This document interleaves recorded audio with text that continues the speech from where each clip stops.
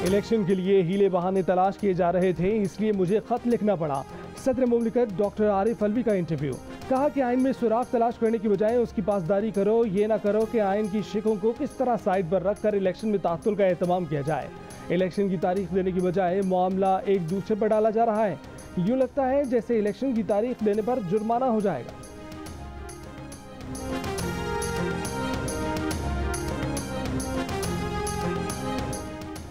आरिफ अलवी साहब अपनी आईनी औकात में रहें, इलेक्शन कमीशन की आईनी हदूद में तजावीज़ और सियासत ना करें। वज़ीर दिफा ख्वाजा आसिफ सदर आरिफ अलवी पर बरस पड़े। एक बयान में कहा कि आरिफ अलवी याद रखें कि वो सदर के ओहदे पर 2018 की सिलेक्शन के नतीजे में काबिज हुए। अपना नहीं तो अपने ओहदे की इज्जत का ख्याल करें। ख्वाजा आसिफ ने रेफरेंस और वार्निंग के लिए सुप्रीम कोर्ट का फैसला भी शेयर कर दिया। वज़ीर दाखिला राना सनाउल्लाह के भी सदर पर वार। कहा कि आरिफ अलवी सदर बने, इमरान खान के तर्जुमान न बने। पहले भी इमरान खान ने सदर, स्पीकर, डिप्टी स्पीकर और साबिक गवर्नर पंजाब से आइन शिकनी कराई। सदर का इलेक्शन की तारीख के ऐलान से कोई सरोकार नहीं।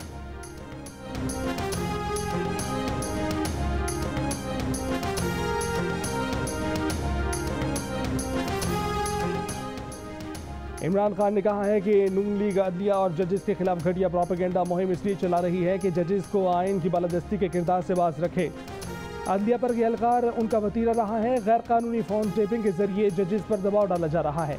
सहाफ़ियों से गुफ्तगू में कहा कि जनरल रिटायर्ड बाजवा ने तस्लीम किया, उन्होंने रिकॉर्डिंग्स की जो गैर कानूनी इकदाम है।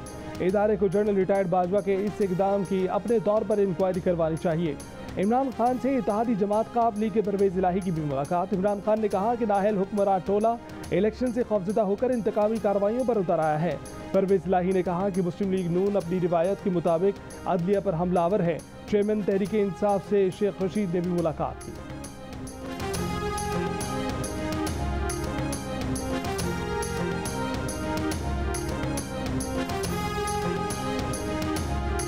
जो परवेज़ इलाही साहब की लीक्स आई हैं जिसमें वो जजेस के नाम लेके कह रहे हैं कि ये बेंच ये बना दें। मैंने बहुत पहले कहा था यहाँ बेंच फिक्सिंग हो रही है। तो आज आप बताएं बेंच फिक्सिंग हो रही है या नहीं हो रही, सहूलतकारी हो रही है या नहीं हो रही। आज अभी जो यास्मीन राशिद साहिबा हैं कि उनकी कोई ऑडियो लीक आई है जिसमें वो फरमा रही हैं कि अदलिया में ऊपर सुप्रीम कोर्ट में हमारे बंदे बैठे। मैं पूरी जो जुडिशरी है उसकी बात नहीं करती। जुडिशरी के अंदर बहुत अच्छे अच्छे नाम भी हैं, बहुत ऑनेस्ट और इंटेग्रिटी वाले जजेस भी हैं, लेकिन उसमें कुछ बाकियात जनरल फैज़ की अभी भी हैं जिनके थ्रू वो ऑपरेट करते थे। सहूलतकारी जो पिछली इस्टेब्लिशमेंट थी उसकी बाकियात से हो रही है और उसकी वजह यह है कि इनके इंटरेस्ट आपस में जुड़े हैं। मरीम नवाज ने परवेज़ इलाही की लीक्ड ऑडियो को बेंच फिक्सिंग का सबूत करार दे दिया। जियो न्यूज़ के प्रोग्राम जिरगा में गुफ्तगू करते हुए मुस्लिम लीग नून की चीफ ऑर्गेनाइजर ने कहा कि इदारे में फैज़ की बाकियात मौजूद हैं जो अब भी इमरान खान को सपोर्ट कर रहे हैं। जियो न्यूज़ के प्रोग्राम जिरगा में गुफ्तगू में कहा कि इमरान खान सियासी जलसे के लिए टांग के साथ पिंडी चला जाता है लेकिन अदालत में पेश नहीं होता। सहूलतकारी पिछली इस्टेब्लिशमेंट की बाकियात से हो रही है। लाहौर में सहाफ़ियों से गुफ्तगू में कहा कि अगर किसी एक या दो किरदारों से अदलिया पर उंगलियां उठती हैं तो एहतसाब अदलिया को खुद करना होगा। दो ऑडियोज़ के सामने आने पर गीदड़ सिंगी का पता चल गया। इमरान पहले इस्टेब्लिशमेंट और अब अदलिया के कंधों पर सवार होकर आना चाहते हैं। इमरान 12 साल का प्लान बनाकर बैठे थे, अगली तैनाती चाहते थे। नवाज शरीफ ने वो प्लान तितर बितर कर दिया। ये नवाज शरीफ की कामयाबी है।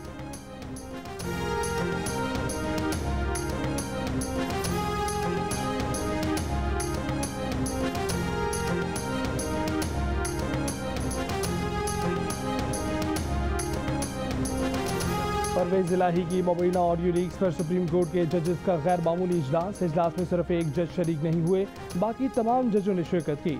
परवेज़ इलाही की मुबैना ऑडियो पर गुफ्तगू की गई। ज़राए का कहना है कि गैर रस्मी इजलास में कोई वाज़ेह मौक़िफ़ सामने नहीं आ सका।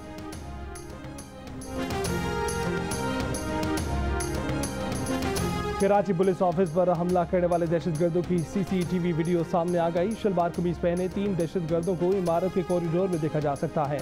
हाथों में क्लाशनकोफ और कंधों पर बैग्स हैं। तफ्तीशी हुकाम के मुताबिक बैग्स में धमाका खेज मवाद, खाने के लिए खुश्क मेवेजात और खजूरें मौजूद थीं। दहशतगर्द मुमकिन तौर पर पिछले दरवाजे से दाखिल हुए। हमले के वक्त तीनों चौकियों पर कोई एहलकार मौजूद नहीं था। हलाक दहशतगर्दों के कब्जे से मोबाइल फ़ोन बरामद। जियो फेंसिंग से हमलावरों के राब्ताकारों को पता चलाया जाएगा। खुद को धमाके से उड़ाने वाले दहशतगर्द के पास भी फ़ोन होने का इम्कान। दहशतगर्दों के कब्जे से 2 SMGs, दस्ती बम, 2 खुदकुश जैकेट्स और बड़ी तादाद में बॉल बेरिंग बरामद। तीनों दहशतगर्दों की शनाख्त कर ली गई। हमले की तहकीकात के लिए 5 रुकनी टीम बना दी गई।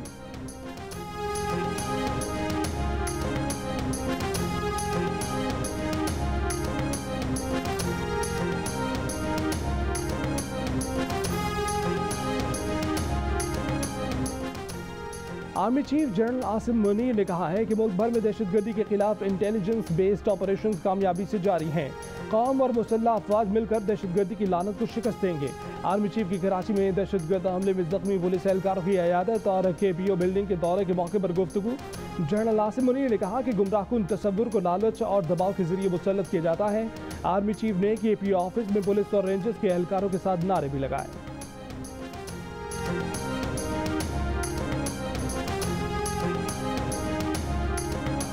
जी अल्लाह का शुक्र, बिल्कुल ठीक ठाक। वो चंगी खबर दसो ना, ऑर्डर हो गए ना? नहीं, अभी तक नहीं मिले ऑर्डर। इन्होंने इरादा की है, मैं वैसे पूछ रही हूँ। नहीं, वो तो सुप्रीम कोर्ट से ऑर्डर होने हैं, वो तो इंशाल्लाह जैसे होंगे तो मिल जाएंगे। हमारे बंदे बैठे हुए हैं वहाँ पर। अच्छा, वो डाक साथ जाती है ना, जज साहब को साइन करते हैं उस पर। हाँ, अच्छा अच्छा अच्छा। तो कोर्ट टाइम पे तो नहीं करते ना, वो तो कोर्ट टाइम के बाद ही करते हैं। अच्छा, क्योंकि खान साहब काफी कंसर्न थे। इमरान खान को आपकी बहाली के ऑर्डर जारी न होने पर तशवीश है। क्या आज की रात खामोशी से गुजर जाएगी? PTI रहनुमा यास्मीन राशिद और साबिक CCPO लाहौर गुलाम महमूद डोगर की मुबैना टेलीफोनिक गुफ्तगू की टेप लीक हो गई। यास्मीन राशिद के सवाल पर गुलाम महमूद डोगर जवाब दे रहे हैं कि अल्लाह खैर करेगा। यास्मीन राशिद गुलाम महमूद डोगर से बहाली के ऑर्डर मिलने का पूछती हैं, जिस पर वो जवाब देते हैं कि सुप्रीम कोर्ट से ऑर्डर होने हैं, वहाँ हमारे बंदे मौजूद हैं, जैसे ही ऑर्डर होंगे हमें मिल जाएंगे। गुफ्तगू से लगता है कि ये कॉल जुमे को CCPO लाहौर की सुप्रीम कोर्ट से बहाली के बाद की गई है। यास्मीन राशिद ने लीक फोन टेप में गुलाम महमूद डोगर से होने वाली गुफ्तगू को हक बजानिब करार दे दिया। PTI रहनुमा ने कहा है कि साबिक CCPO लाहौर की तकर्री तहरीक इंसाफ का बराह रास्त मसला है, क्योंकि इमरान खान पर कातिलाना हमले की JIT की तहकीकात उन्हीं के पास है। बताया जाए सुप्रीम कोर्ट के हुक्म के बाद उनसे पूछने में क्या गलती है। फोन टेप करने वाले शर्म हया करें। इन लोगों ने मुल्क में प्राइवेसी तक नहीं छोड़ी है। उन्हें पता है सहूलतकार फोन टैपिंग में क्यों लगे हुए हैं।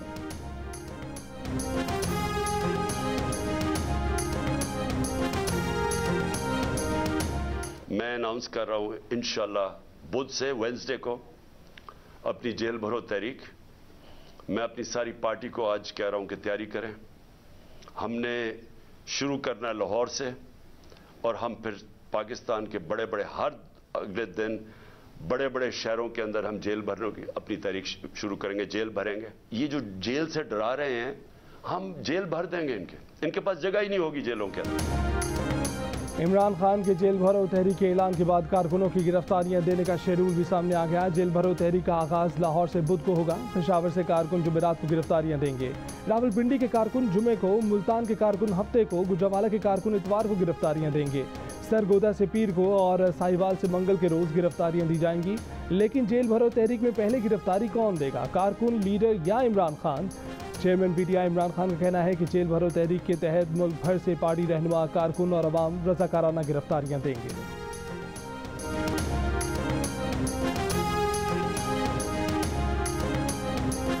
कभी जेल भरो, कभी ये करो, कभी वो करो, तो बाकी ये जेलें भरे तो इसका बहुत मौसर जो है वो इलाज होगा। और इंशाअल्लाह ताला ये तहरीक जो है 2 हफ्ते से ज़्यादा नहीं चल सकेगी। वफाकी वज़ीर दाखिला राना सनाउल्लाह का कहना है कि इमरान खान की जेल भरो तहरीक से निपटने की हिकमत अमली तैयार कर ली है, इसका मौसर इलाज होगा। GO न्यूज़ के प्रोग्राम नया पाकिस्तान में गुफ्तगू करते हुए राना सना ने कहा कि ये तहरीक 2 हफ्ते से ज़्यादा नहीं चलेगी। इमरान खान का एजेंडा सिर्फ सियासी अदम इस्तेहकाम है।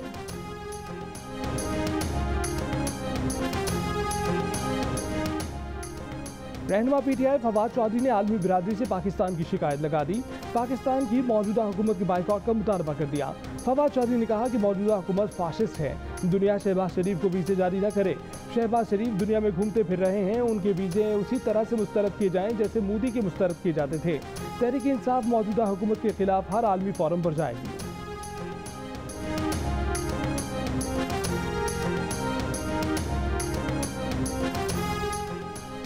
असेंबली की तहलील की सूरत में इलेक्शन की तारीख देने का इख्तियार इलेक्शन कमीशन के पास नहीं। चीफ इलेक्शन कमिश्नर ने सदर मुमलिकत के खत का जवाब दे दिया। जवाबी खत में चीफ इलेक्शन कमिश्नर ने कहा कि लाहौर हाई कोर्ट ने करार दिया है कि इलेक्शन कमीशन गवर्नर के मशवरे से इलेक्शन की तारीख का ऐलान करे, मगर गवर्नर से मुशावरत के बाद इलेक्शन कमीशन इस नतीजे पर पहुंचा है कि अदालत से मजीद रहनुमाई के लिए अपील दायर करेगा। चीफ इलेक्शन कमिश्नर ने सदर मुमलिकत के खत में लिखे गए अल्फाज के इस्तेमाल पर इजहार मायूसी करते हुए कहा कि ऐवान सदर मुल्क का सबसे बड़ा इदारा है जो गैर जानिबदार है, तमाम आईनी इदारों की रहनुमाई करता है। सदर के खत में अल्फाज का इंतखाब बेहतर होना चाहिए था।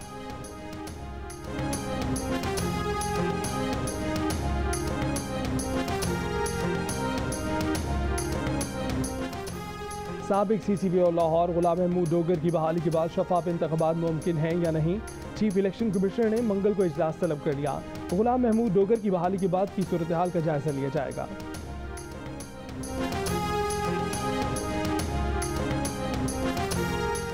MKM पाकिस्तान की राब्ता कमेटी का इजलास खत्म, ज़िमनी इंतखाबात में हिस्सा लेने या न लेने के हवाले से फैसला न हो सका। राब्ता कमेटी का इजलास आज दोबारा तलब कर लिया गया।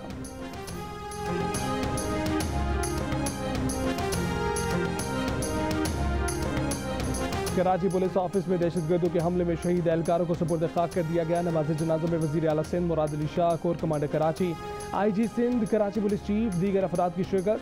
पुलिस के दस्ते ने सलामी दी। वतन पर जान निछावर करने वालों को खराज अकीदत पेश किया।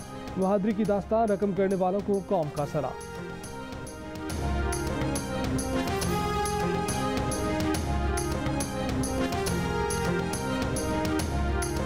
एक महीना पहले मुलाकात हुई थी तो वो ये कह रहा था कि मैं भी अख्तर कुल आ जाऊँगा ताकि ये मेरे करीब पड़ेगा, तो मैं कहता ही रहा कि आ जाओ। कह रहा नहीं भी फैमिली बुलाऊंगा तो तब आऊँगा। उसके 3 बेटे हैं, 1 बेटी है, फैसलाबाद के अलग। KPO हमले में जान का नजराना पेश करने वाले अजमल फैसलाबाद का रिहायशी था। 1 माह बाद घर जाने का इरादा था। 6 साल पहले पुलिस में भर्ती हुआ था। उसके 4 बच्चे हैं। शहीद लिफ्ट ऑपरेटर सईद कराची के इलाके औरंगी टाउन का रिहायशी है। उसके 2 बच्चे हैं। सईद के रिश्तेदारों के मुताबिक रात गए उसकी शहादत का इल्म हुआ। कोहलो बलोचिस्तान में अमन की खातिर शहीद मेजर मोहम्मद जवाद के अहले खाना गम से निढाल मगर हौसले बुलंद। मुश्किल तरीन हालात में बेटे को पालने वाली माँ को शहादत की खबर मिली तो जिंदगी अंधेर हो गई। कहती हैं कि जवाद हमेशा से पाक फौज में जाने का ख्वाहिशमंद था। शहीद की अहलिया ने कहा कि हम दुश्मन बुज़दिलाना कार्रवाइयों से हौसले पस्त नहीं कर सकते। शहीद की बहन ने कहा कि खुदा ने जिस अजीम रुतबे से नवाजा उस पर फख्र है। मेजर मोहम्मद जवाद कोहलो में 10 फरवरी को सैनिटाइजेशन ऑपरेशन के दौरान बारूदी सुरंग के धमाके में शहीद हो गए थे।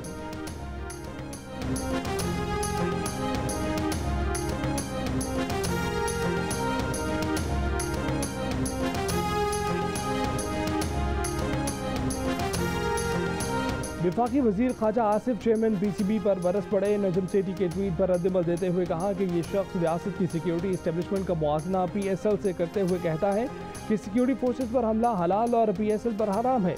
इस शख्स के नज़दीक फौज और पुलिस की जानों की कोई अहमियत नहीं है। इसे सिर्फ ये इत्मीनान है कि PSL महफूज है। वाज़ेह हो गया कि हमारी अशराफिया के नज़दीक कौमी सलामती से ज़्यादा अपना मुफाद अजीज़ है। नजम सेठी ने अपने ट्वीट में कहा था कि TTP तो सिर्फ सिक्योरिटी इस्टेब्लिशमेंट पर हमले करेगी क्योंकि उन्होंने मुआहदे तोड़े हैं, इसलिए उनसे PSL को कोई खतरा नहीं है। ट्वीट पर तनकीद के बाद नजम सेठी ने ट्वीट डिलीट कर दिया था।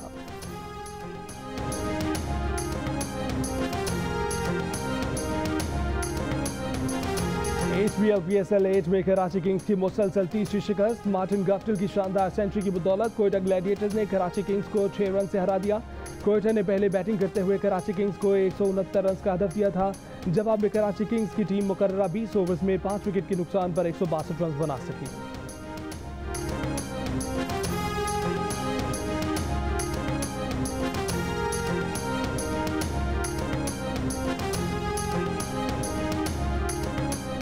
लाहौर में जमान पार्क के बाहर इमरान खान की 50 फुट बड़ी तस्वीर वाला पैनाफ्लेक्स टूट कर गिर गया। करीब से गुजरती पिकअप वैन हादसे से बच गई। पैनाफ्लेक्स गिरने से केनाल रोड पर गाड़ियों की लंबी कतारें लग गईं। ट्रैफिक जाम की सूरत हाल रही।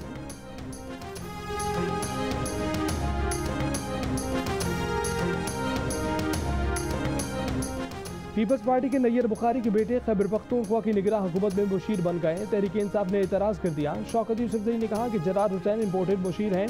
क्या सूबे में कोई नहीं मिला कि दूसरे सूबे से लाकर एक शख्स को मुशीर तैनात कर दिया गया। निगरान वज़ीर आला आज़म खान ने रद्दअमल दिया कि उन्हें नहीं मालूम था कि जरार हुसैन नैयर बुखारी के बेटे हैं। उन्हें बताया गया था कि मकामी शख्स हैं, वो मामले की छानबीन करेंगे। पीपल्स पार्टी के मलिक सईद ने कहा कि जरार बुखारी का ताल्लुक हरीपुर से है।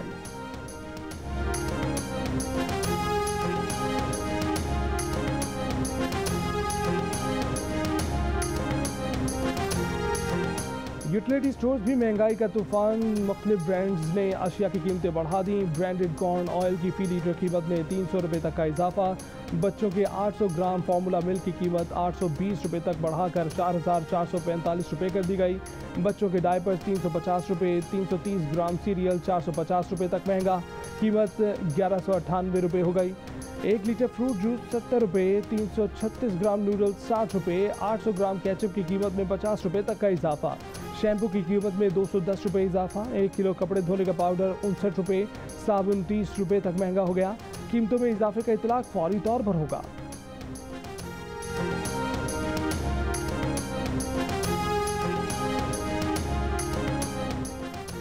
वज़ीर ख़ारजा बिलावल भुट्टो सरदारी की म्यूनिख में सऊदी हम मनसब प्रिंस फैसल बिन फरहान से मुलाकात। म्यूनिख सिक्योरिटी कॉन्फ्रेंस की साइडलाइन पर होने वाली मुलाकात में दोनों मुल्कों के दरमियान मुख्तलिफ शोबों में ताउन बढ़ाने पर इत्तफाक किया गया। वज़ीर ख़ारजा बिलावल भुट्टो सरदारी ने कहा कि पाकिस्तान सऊदी अरब से अपने दरीना ताल्लुकात को इंतहाई कदर की निगाह से देखता है। तुर्की और शाम में ज़लज़ला। तुर्की के शहर अंताकिया में 296 घंटे बाद मलबे से बच्चे समेत 3 अफराद को जिंदा निकाल लिया गया। तुर्क सदर रजब तैयब एर्दोगान की कहरमान महाराष्ट्र में मलबे से जिंदा निकाले जाने वाली 17 साल लड़की की टेलीफोन पर हिम्मत बंधाने की कॉल। तुर्क हुकूमत के मुताबिक ताबीर नौ का काम मार्च में शुरू किया जाएगा। कोई इमारत 4 मंजिला से बुलंद नहीं होगी।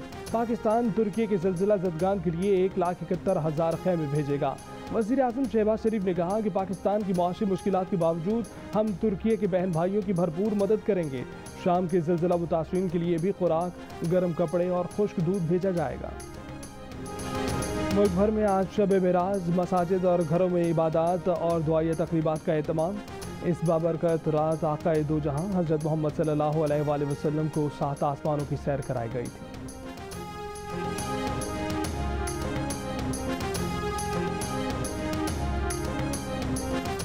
कराची में 3 रोज़ा लिटरेचर फेस्टिवल का दूसरा दिन, बड़ी तादाद में शहरियों की शिरकत। ज़िया मोहिउद्दीन और अमजद इस्लाम अमजद को खिराज अक़ीदत, किश्वर नाहिद और ज़हरा निगाह की शिरकत। फेस्टिवल में होने वाले 27 सेशन में पाकिस्तानी ड्रामों पर गुफ्तगू की गई। किताबों की रुनमाई और मुशायरे का भी एहतमाम किया गया। एक जादू है फैज़ अहमद फैज़ की शायरी में, वो जादू जहाँ भी जाएगा वो जागेगा। और चाहे वो डायस्पोरा हो, जहाँ जहाँ लोग हैं उर्दू हिंदी जानने वाले, वहाँ फैज़ की शायरी से लोगों को मोहब्बत है। कमाल ये है कि अगर कुछ लफ्ज़ उन लोगों की समझ में भी ना आए तो उनमें नगमगी इतनी है कि फिर भी अच्छे लगते हैं और फिर वो पता लगाते हैं। जिन्हें फैज़ से मोहब्बत है और शायरी जो उनके दिल को छूती है तो वो फिर पता लगाते हैं इस लफ्ज़ का क्या मतलब है, उस लफ्ज़ का क्या मतलब है, मालूम करते हैं। भारतीय मुसन्निफ, शायर और नगमा निगार जावेद अख्तर का कहना है कि फैज़ अहमद फैज़ की शायरी में जादू है। भारत में जितनी उर्दू ज़बान में मकबूल है उतनी ही हिंदी ज़बान में भी पढ़ी जाती हैं। उर्दू का कोई लफ्ज़ अगर समझ नहीं आता तो हिंदी में मायने तलाश किए जाते हैं। जियो न्यूज़ से खुसूसी गुफ्तगू में कहा कि भारत में लोगों ने ना उर्दू को छोड़ा ना फैज़ को। फैज़ अहमद फैज़ से मोहब्बत बरकरार है।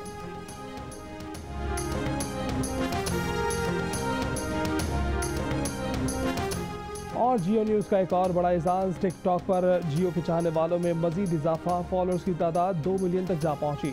2 मिलियन फॉलोअर्स के साथ जियो न्यूज़ पाकिस्तान का सबसे ज़्यादा पसंद किए जाने वाला वाहिद न्यूज़ चैनल बन गया। चाहे हो खबर की खोज या हो कोई सियासी मामला, आवाम का पहला इंतखाब सिर्फ जियो न्यूज़। इस भरोसे और एतमाद पर जियो न्यूज़ की इंतज़ामिया अपने नाज़रीन की शुक्रगुजार है।